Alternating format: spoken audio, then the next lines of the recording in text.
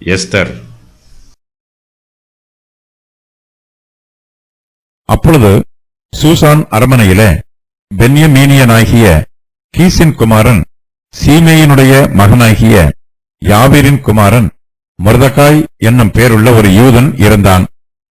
அவன் பாபிலோன் ராஜாவாகிய நேபுகாத் நேச்சார் யூதாவின் ராஜாவாகிய யெகொனியாவை பிடித்துக் கொண்டு போகிறபோது அவனோட கூட எருசலேமிலிருந்து பிடித்துக் கொண்டு போகப்பட்டவர்களில் ஒருவனாயிருந்தான். அவன் தன் சிறிய தகப்பன் குமாரத்தியாகிய எஸ்தர் என்னும் அத்சாளை வளர்த்தான். அவளுக்கு தாய் தகப்பன் இல்லை. அந்த பெண் ரூபவதியும் சௌந்தரியம் உடையவளுமாயிருந்தாள். அவள் தகப்பனும் அவள் தாயும் மரணமடைந்தபோது மொர்தெகாய் அவளை தன் குமாரத்தியாக எடுத்துக்கொண்டான்.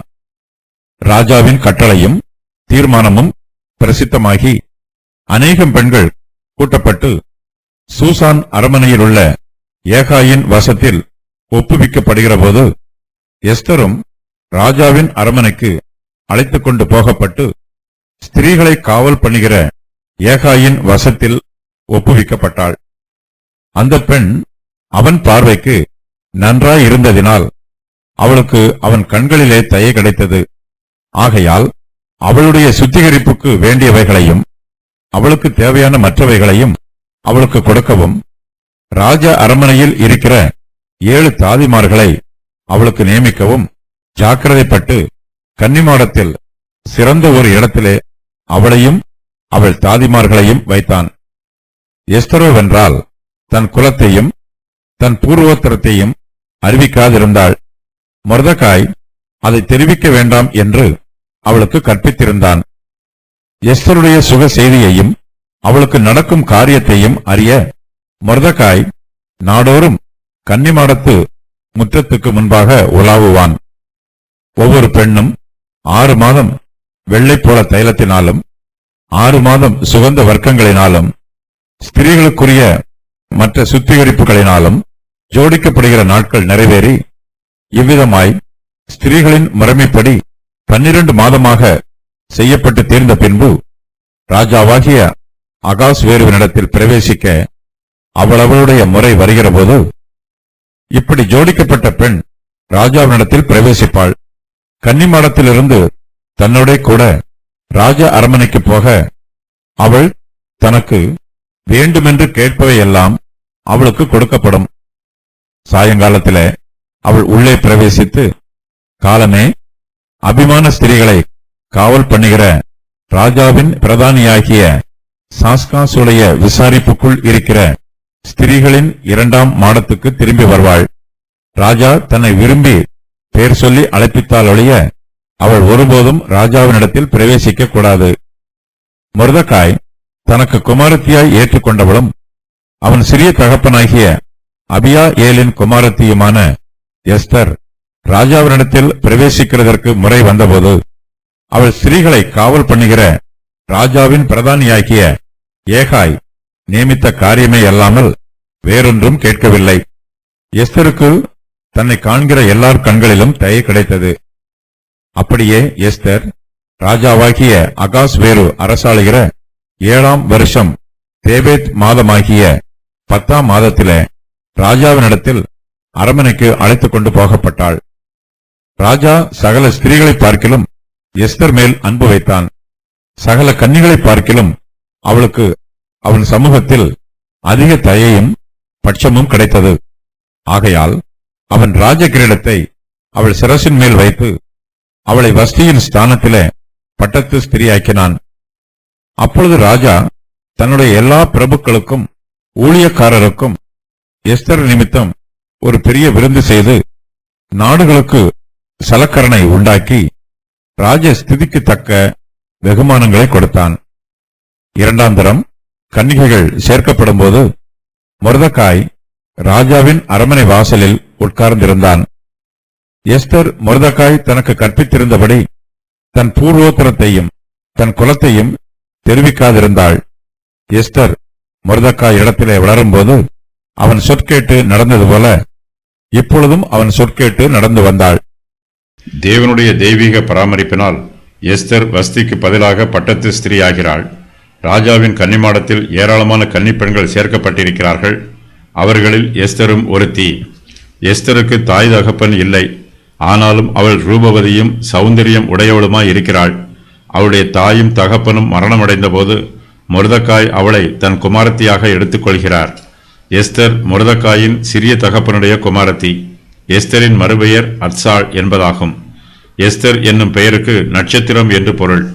அத்சாள் என்னும் பெயருக்கு பசுமை மாறாத நறுமண மலர்ச்செடி என்று பொருள். மொர்தெகாய் எஸ்தரை தன்னுடைய சொந்த மகளைப் போல பராமரித்து வளர்த்து வருகிறார்.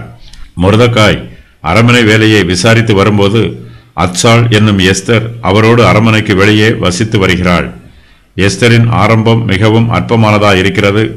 அவள் ஒரு அடிமை பெண். சூசான் அரண்மனையிலே பென்யமீனியனாகிய கீசின் குமாரன், சீமேயினுடைய மகனாகிய யாவீரின் குமாரன் மொர்தெகாய் என்னும் பெயருள்ள ஒரு யூதன் இருக்கிறார். எஸ்தர் மொர்தெகாய் என்பவருடைய பாதுகாப்பில் வளர்கிறாள். நேபுகாத் நேச்சார் யூதர்களை பாபிலோனுக்கு சிறைப்பிடித்து போனபோது மொர்தெகாயும் அவர்களோடு சிறை கைதியாக சென்றார். பெர்சிய ராஜாவின் சூசான் அரண்மனைக்கு மொர்தெகாய் எப்படி வந்து சேர்ந்தார் என்று தெரியவில்லை. பெர்சிய தேசத்து ராஜா மொர்தெகாயை அடிமையாக தன்னுடைய தேசத்திற்கு அழைத்து வந்திருக்கலாம். இவரிடம் காணப்பட்ட விசேஷித்த திறமையின் நிமித்தமாக பெர்சிய தேசத்து ராஜா மொர்தெகாயை தன்னுடைய அரண்மனையில் சேர்த்திருக்க வேண்டும். தானியேலும் எசேக்கியேலும் பாபிலோனிலே இருந்து விட்டார்கள். பாபிலோன் ராஜாவாகிய நேபுகாத் நேச்சார் யூதாவின் ராஜாவாகிய எகோனியாவை பிடித்து கொண்டு போகிற போது அவனோடு கூட எருசலேமில் இருந்து பிடித்து கொண்டு போகப்பட்டவர்களில் மொர்தெகாயும் ஒருவராயிருக்கிறார். மொர்தெகாய் தன் சிறிய தகப்பனுடைய மகள் எஸ்தரை வளர்க்கிறார். யோயாக்கீம் 11 வருஷங்கள் ஆட்சி புரிந்த பிறகு சிதேக்கியாவின் 11 வருஷ ஆட்சி காலத்திற்கு முன்பு இந்த சம்பவம் நடைபெறுகிறது. எஸ்தர் சிறு பிள்ளையாக இருந்த காலத்தில் இருந்து அவள் பாபிலோன் தேசத்தில் அடிமை பெண்ணாக வளர்ந்தவள். மற்ற அடிமைகளோடு சேர்ந்து எஸ்தரும் அடிமைத்தனத்தின் நுகத்தை சுமந்தவள். எஸ்தருடைய தாயும் தகப்பனும் இறந்து போனாலும் மொர்தெகாய் அவளை தன் குமாரத்தியைப் போல எடுத்துக்கொண்டு வளர்க்கிறார். இந்த உலகம் நம்மை கைவிட்டாலும் நம்முடைய கர்த்தர் நம்மை கைவிட மாட்டார். என் தகப்பனும் என் தாயும் என்னை கைவிட்டாலும் கர்த்தர் என்னை சேர்த்து கொள்ளுவார். சங்கீதம் 27:10. எஸ்தரின் அழகில் குறைவு இல்லை. அவள் ஒரு ரூபவதி. அவளுடைய சௌந்தரியத்திற்கும் அளவே இல்லை. அவள் மிகுந்த ஞானமும் அறிவும் உள்ளவள். எஸ்தருக்குள்ளே அழகும் அறிவும் நிறைவாய் இருக்கிறது. எஸ்தர் அடிமை பெண்ணாக இருந்தாலும் கர்த்தர் அவளை அதிகமாய் ஆசீர்வதித்திருக்கிறார். எஸ்தர் தாய் தகப்பன் இல்லாத அனாதை பெண்ணாக இருந்தாலும் மொர்தெகாய் அவளை தன் குமாரத்தியாக எடுத்துக்கொண்டு வளர்க்கிறார். அனாதை பிள்ளைகள் கர்த்தருடைய கிருபையினாலும் அவருடைய பாதுகாப்பினாலும் பராமரிப்பினாலும் வளர்கிறார்கள். ஆதரவு கொடுக்கிறவர்களை கர்த்தர் ஆசீர்வதிப்பார். விசுவாசிகளாகிய நாம் திக்கற்ற பிள்ளைகளுக்கு இரக்கம் காண்பிக்க வேண்டும். ஆதரவு இல்லாத பிள்ளைகளுக்கு ஆதரவு கொடுக்க வேண்டும். அனாதை பிள்ளைகளுக்கு போஜனமும் கல்வியும் மருத்துவ வசதிகளும் கொடுத்து அவர்களை ஆதரிக்க வேண்டும். மொர்தெகாய் எஸ்தரை தன் சொந்த குமாரத்தியைப் போலவே வளர்க்கிறார். அவர் எஸ்தர் மீது மிகவும் பிரியமாய் இருக்கிறார். எஸ்தர் ராஜாவின் கன்னிமாடத்தில் வளர்ந்தபோது எஸ்தருடைய சுக செய்தியையும் அவளுக்கு நடக்கும் காரியத்தையும் அறிய மொர்தெகாய் நாடோறும் கன்னிமாடத்து முற்றத்துக்கு முன்பாக உலாவுவார். எஸ்தரும் மொர்தெகாய் மீது மதிப்பும் மரியாதையும் வைத்திருக்கிறாள். எஸ்தர் மொர்தெகாயின் சிறிய தகப்பனுடைய குமாரத்தி. ஆகையினால் உறவு முறையில் இருவரும் சகோதர சகோதரிகளாக இருக்கிறார்கள். ஆனாலும் அவர்கள் இருவருக்கும் இடையே வயதில் அதிக வித்தியாசம் இருக்கிறது. எஸ்தர் மொர்தெகாயின் வயதிற்கு மதிப்பு கொடுக்கிறாள். அவள் அவரை தன்னுடைய தகப்பனாராக பாவித்து அவருக்கு கொடுக்க வேண்டிய மதிப்பையும் மரியாதையையும் காண்பிக்கிறாள். மொர்தெகாய் தனக்கு கற்பித்திருந்தபடியெல்லாம் எஸ்தர் செய்கிறாள். எஸ்தர் வஸ்திக்கு பதிலாக பட்டத்து ஸ்திரியாக ஆன பின்பும் அவள் மொர்தெகாய் இடத்தில் வளர்ந்தபோது அவர் சொற்கேட்டு நடந்தது போல இப்போதும் அவர் சொற்கேட்டு நடந்து வருகிறாள். எஸ்தர் இப்போது ராஜாவின் கன்னிமாடத்தில் இருக்கிறாள். ராஜாவின் கட்டளையும் தீர்மானமும் பிரசித்தமாகி அநேகம் பெண்கள் கூட்டப்பட்டார்கள். சூசான் அரண்மனையில் உள்ள யோகாயின் வசத்தில் கன்னிப்பெண்கள் ஒப்புவிக்கப்படுகிறார்கள். அப்போது எஸ்தரும் ராஜாவின் அரண்மனைக்கு அழைத்து கொண்டு போகப்பட்டு ஸ்திரீகளை காவல் பண்ணுகிற ஏகாயின் வசத்தில் ஒப்புவிக்கப்படுகிறாள். அகாஸ்வேரு ராஜா பெர்சிய தேசத்தில் உள்ள ரூபவதிகளாய் இருக்கிற சகல கன்னிப்பெண்களையும் கூட்டி சூசான் அரண்மனையில் இருக்கிற கன்னிமாடத்திற்கு அழைத்து வருகிறான். அவர்களில் எஸ்தரும் ஒருத்தியாக அழைத்து வரப்படுகிறாள். இவர்கள் எல்லோரும் ஸ்திரீகளை காவல் பண்ணுகிற ராஜாவின் பிரதானியாகிய ஏகாயின் வசத்தில் ஒப்புவிக்கப்படுகிறார்கள். ஏகாயின் கண்களிலே எஸ்தருக்கு தயவு கிடைக்கிறது. கர்த்தர் தம்முடைய அனாதி தீர்மானத்தின் பிரகாரமாக எஸ்தரை சூசான் அரமனைக்கு அழைத்து வருகிறார். யூதா மார்க்கத்தில் உள்ள எல்லோரையும் கொன்று போட வேண்டும் என்று ஆமான் என்னும் துன்மார்க்கன் மூலமாக சாத்தான் சதி பண்ணுகிறான். சாத்தானுடைய இந்த சதி செயல் எஸ்தர் மூலமாக முறியடிக்கப்படுகிறது. புறஜாதியார் மத்தியில் கூட கர்த்தர் கிரியை செய்து தம்முடைய சித்தத்தை நிறைவேற்றுவார் என்பதற்கு எஸ்தர் புஸ்தகம் ஓர் எடுத்துக்காட்டாகும். எஸ்தர் ஏகாயின் பார்வைக்கு நன்றாய் இருந்ததினால் அவளுக்கு அவன் கண்களில் தயை கிடைக்கிறது. ஆகையால் அவளுடைய சுத்திகரிப்புக்கு வேண்டியவைகளையும் அவளுக்கு தேவையான மற்றவைகளையும் அவளுக்கு கொடுக்கவும் ராஜ அரமனையில் இருக்கிற 7 தாதிமார்களை அவளுக்கு நியமிக்கவும் ஜாக்கிரதைப்படுகிறான். ஏகாய் கன்னிமாடத்தில் சிறந்த ஒரு இடத்திலே எஸ்தரையும் அவள் தாதிமார்களையும் வைக்கிறான். எஸ்தர் இப்போது கன்னிமாடத்தில் இருக்கிறாள். அவளுக்கு ஒரு குறைவும் இல்லை. மொர்தெகாயின் கீழ் வளர்ந்ததை விட இப்போது எஸ்தர் அதிகமான வசதிகளில் வளர்கிறாள். ஆனாலும் அவள் மொர்தெகாயின் வார்த்தைகளை மீறவில்லை. இதற்கு முன்பு அவள் மொர்தெகாயின் சொற்கேட்டு நடந்தது போல இப்போது கன்னிமாடத்தில் இருக்கும் போதும் எஸ்தர் மொர்தெகாயின் சொற்கேட்டு நடக்கிறாள். எஸ்தர் தன் குலத்தையும் தன் பூர்வோத்தரத்தையும் கன்னிமாடத்தில் உள்ள யாருக்கும் அறிவிக்காதிருக்கிறாள். மொர்தெகாய் அதை தெரிவிக்க வேண்டாம் என்று அவளுக்கு கற்பித்திருந்தார். மொர்தெகாய் எஸ்தரை பொய் சொல்லவில்லை. ஏற்ற சமயம் வரும் வரையிலும் எஸ்தர் தன்னுடைய குலத்தை பற்றி அறிவிக்க கூடாது என்று மொர்தெகாய் திட்டமிட்டிருக்கிறார். எஸ்தரை பெர்சிய தேசத்து கன்னிப்பெண் என்றே மொர்தெகாய் அறிமுகப்படுத்துகிறார். பெர்சியருக்கு யூதர் மீது எந்தவிதமான விரோதமும் இல்லை. எஸ்தருடைய யூத மார்க்கத்து பெயர் அத்சாள். இவளுக்கு எஸ்தர் என்னும் பெர்சிய பெயர் கொடுக்கப்படுகிறது. இதன் மூலமாக இவள் தன்னை யூத ஸ்திரியாக காட்டிக்கொள்ளாமல் பெர்சிய தேசத்து ஸ்திரியாகவே காட்டிக்கொள்கிறாள். எஸ்தர் தோற்றத்திலும் அழகுள்ளவள். இவள் பெர்சிய தேசத்து ஸ்திரியைப் போலவே இருக்கிறாள். இவளுடைய பெற்றோரும் மரித்து போனார்கள். ஆகையினால் தன்னை ஒரு பெர்சிய தேசத்து ஸ்திரியாக காண்பிப்பதில் எஸ்தருக்கு எந்த சிரமமும் ஏற்படவில்லை. எஸ்தர் மொர்தெகாயினிடத்தில் வளரும்போது அவர் சொற்கேட்டே நடந்தாள். ஆகையினால் அவர் கற்பித்த பிரகாரமாகவே எஸ்தர் சூசான் அரமனையிலும் நடந்து கொள்கிறாள். எஸ்தர் தன்னுடைய பெற்றோரை பற்றி பொய் சொல்ல வேண்டிய அவசியமில்லை. அவள் தன் பெற்றோரை பற்றிய உண்மையை மறைக்க வேண்டியதில்லை. ஆனாலும் அவள் தன் குலத்தையும் பூர்வோத்திரத்தையும் அறிவிக்க கூடாது. அவள் யூத தேசத்தை சேர்ந்தவள் என்பதையும் இப்போது யாருக்கும் சொல்லக்கூடாது. எஸ்தர் யூதா தேசத்தில் பிறந்தவள். அவள் பாபிலோன் தேசத்தில் அடிமையாய் இருந்தவள். அடிமை பெண்ணாகிய எஸ்தரோ இப்போது பெர்சியா தேசத்து பட்டத்து ஸ்திரியாக ஆவதற்கு ஆயத்தமாகிறாள். எஸ்தர் அனாதை பெண்ணாக இருந்தாலும் அவள் ராஜாத்தியாக பிறந்திருக்கிறாள். ராஜாவின் கன்னிமாடத்தில் ஏகாய் என்பவன் கன்னிகைகளை காவல் பண்ணுகிற உத்தியோகம் பார்க்கிறான். எஸ்தருக்கு ஏகாயின் கண்களில் தயவு கிடைத்திருக்கிறது. கர்த்தருடைய பிள்ளைகளுக்கு மனுஷர் கண்களில் தயவு கிடைக்கும். ஏகாய் எஸ்தருக்கு தேவையான சகல உதவிகளையும் செய்து கொடுக்கிறான். ராஜாவின் கன்னிமாடத்தில் ஒவ்வொரு பெண்ணும் 6 மாதம் வெள்ளை போல தைலத்தினாலும் 6 மாதம் சுகந்த வர்க்கங்களினாலும் ஸ்திரீகளுக்குரிய மற்ற சுத்திகரிப்புகளினாலும் ஜோடிக்கப்படுவார்கள். இவ்விதமாய் ஸ்திரீகளின் முறைமைப்படி 12 மாதமாக செய்யப்பட்டு தீர்ந்த பின்பு ராஜாவாகிய அகாஸ்வேருவினிடத்தில் பிரவேசிக்க அவளவளுடைய முறை வருகிற போது இப்படி ஜோடிக்கப்பட்ட பெண் ராஜாவினிடத்தில் பிரவேசிப்பாள். கன்னிமாடத்தில் இருந்து தன்னோட கூட ராஜ அரமனைக்கு போக அவள் தனக்கு வேண்டும் என்று கேட்பவையெல்லாம் அவளுக்கு கொடுக்கப்படும். சாயங்காலத்திலே அவள் உள்ளே பிரவேசித்து காலமே அபிமான ஸ்திரீகளை காவல் பண்ணுகிற ராஜாவின் பிரதானியாகிய சாஸ்காசுடைய விசாரிப்புக்குள் இருக்கிற ஸ்திரீகளின் 2ஆம் மாடத்துக்கு திரும்பி வருவாள். ராஜா தன்னை விரும்பி பெயர் சொல்லி அழைத்தாலொழிய அவள் ஒருபோதும் ராஜாவினிடத்தில் பிரவேசிக்க கூடாது. இதுவே கன்னிமாடத்து ஸ்திரீகள் பின்பற்ற வேண்டிய பிரமாணம். கன்னிமாடத்தில் உள்ள ஒவ்வொரு ஸ்திரீயும் ராஜாவினிடத்தில் பிரவேசிப்பதற்காக அவளவளுடைய முறை வரும் காலத்திற்காக காத்திருப்பார்கள். எஸ்தர் ராஜாவினிடத்தில் பிரவேசிக்கிறதற்கு முறை வருகிறது. எஸ்தர் ஸ்திரீகளை காவல் பண்ணுகிற ராஜாவின் பிரதானியாகிய ஏகாய் நியமித்த காரியமே அல்லாமல் வேறொன்றும் கேட்கவில்லை. எஸ்தருக்கு தன்னை காண்கிற எல்லார் கண்களிலும் தயை கிடைக்கிறது. கன்னிமாடத்தில் இருக்கும் ஸ்திரீகள் தங்களை ஜோடிப்பதற்கு பல பொருட்களை பயன்படுத்துவார்கள். அவர்கள் கேட்பவையெல்லாம் அவர்களுக்கு கொடுக்கப்படும். எப்படியாவது ராஜாவை பிரியப்படுத்த வேண்டும் என்பது அவர்களுடைய எண்ணம்.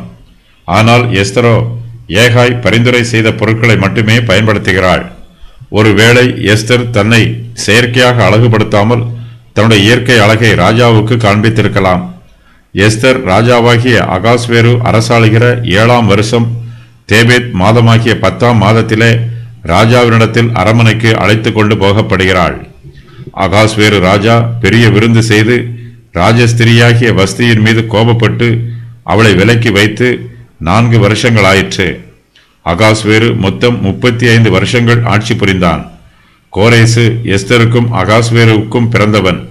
பாபிலோனை பிடிப்பதற்காக கோரேசு தன் தந்தையின் படையை பயன்படுத்தினான். பெர்சிய தேசத்தின் மீது கோரேசு ராஜாவாக ஆனபோது அவனுக்கு 27 வயதாயிற்று.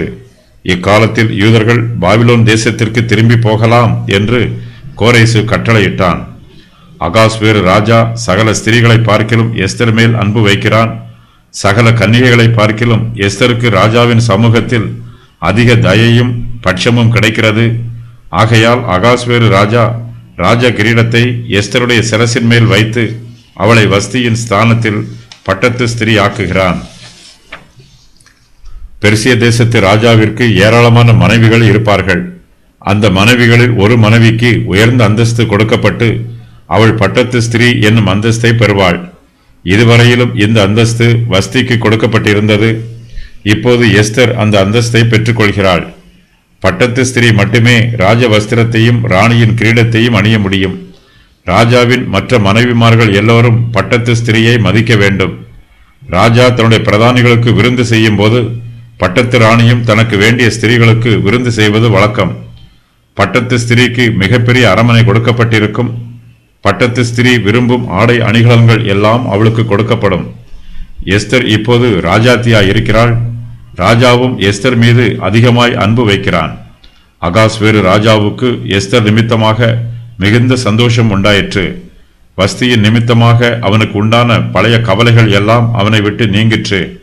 அப்பொழுது ராஜா தன்னுடைய எல்லா பிரபுக்களுக்கும் ஊழியக்காரருக்கும் எஸ்தரின் நிமித்தம் ஒரு பெரிய விருந்து செய்கிறான். நாடுகளுக்கு சலக்கரணை உண்டாக்கி ராஜஸ்திரிக்கு தக்க வெகுமானங்களை கொடுக்கிறான். பெர்சிய தேசத்துக்கு ஏராளமான நாடுகள் வரி செலுத்துகிறார்கள்.